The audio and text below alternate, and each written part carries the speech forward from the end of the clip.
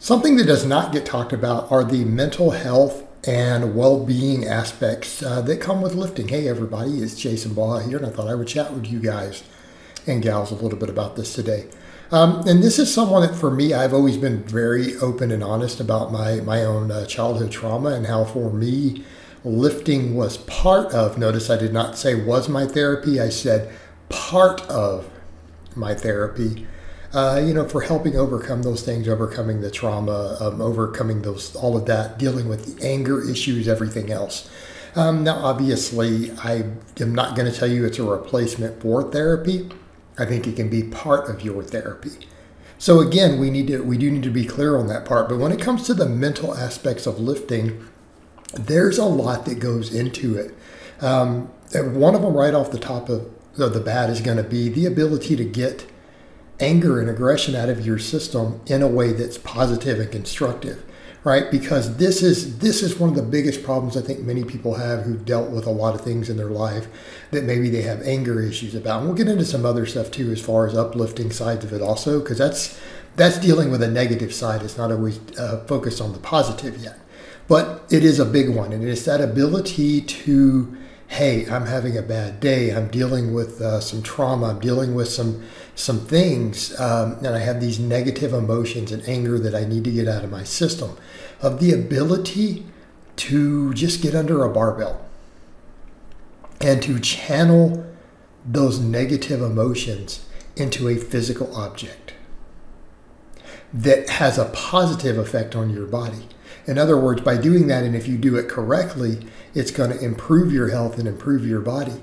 And it gives you an outlet for that instead of other people. And I don't necessarily mean, physically harm other people, but it could be in that case. But how about not lashing out at other people?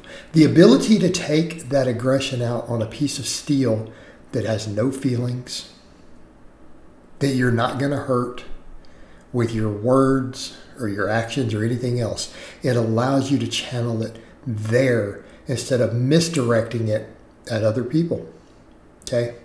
Because you're able to direct it at an inanimate object. And even if you're upset, and there were times early on for me, and I haven't done this in many, many, many, many years, but early on in my training, I used to do that. I have that heavy deadlift, see that deadlift bar there I just pulled? Right? That heavy deadlift bar on the floor, to look at that bar and yell at it and tell it you hate it. I've done it before. You hate that bar. You hate that weight. And then go lift it. And then you conquer and overcome the thing that you just channeled your anger and your hatred into. And then all of a sudden, you feel better. It's like a weight just lifted off your shoulders. And if you're squatting, it's literally a weight lifted off your shoulders after, okay? But you didn't have to hurt anyone with your words or your actions. It's a piece of steel. It doesn't care. It doesn't have feelings. You can get a lot out of your system that way.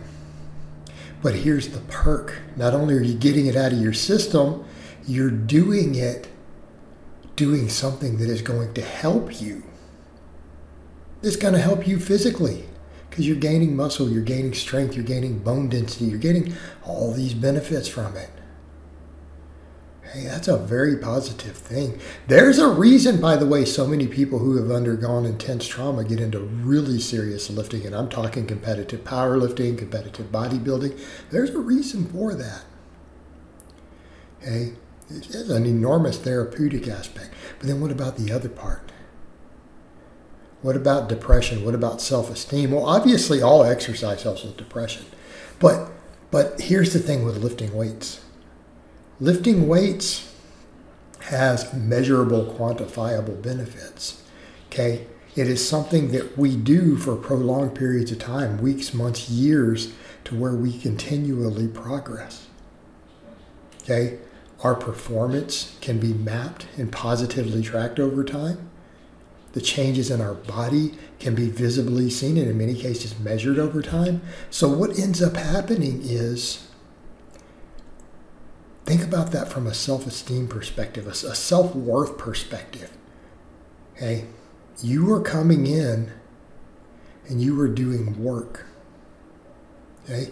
You are doing challenging, hard work for the express goal of self-improvement. But here's the thing. It's quantifiable self-improvement. It's not, hey, I did a run and I feel better. It's, hey, I got stronger. I've gone from being able to lift on this exercise 90 pounds for 5 reps to 135 for 5, 200 for 5, 300 pounds for 5, okay? Over an extended period of time. You can quantify that improvement in performance. You can see your body changing in the mirror. You can measure things, you know. You can measure, has your waist gotten smaller? Did your thigh get bigger? Did your arm get bigger over weeks, months, years, right?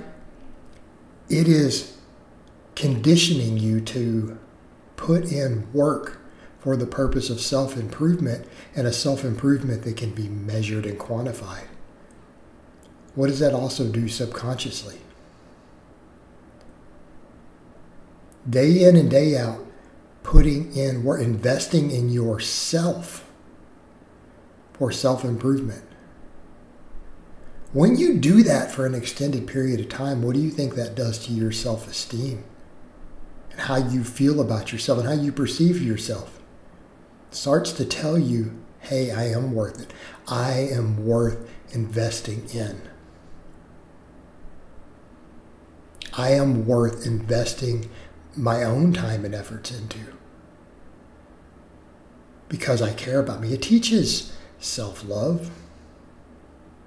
It teaches being the best version of yourself and showing yourself through your positive actions. Okay, it's one thing to give affirmations and say things. That's a start. It's another thing to consistently invest work in yourself and to start to really feel that you're worth it because you see the improvements, and then you just train yourself to want to put efforts into being better. If you suffer from low self-esteem, depression, low self-worth, what do you think that does to it potentially over extended periods of time? It can help a lot. It helps with your confidence. Helps with your world. Again, barring the muscle dysmorphia sides it can develop. You got to be careful of that. It programs you to see yourself as worth investing in. And if you can invest in yourself in one area of your life, right, it can help branch into other areas of your life. Well, this really helped me, and I'm worth it. I'm good enough, and look at the results. Maybe I should start doing that in other parts of my life. Okay, and that is where the magic really happens. All right, guys, but that's really all I have to say on that today. I hope it's been informative, and I'll talk to you guys and gals next time.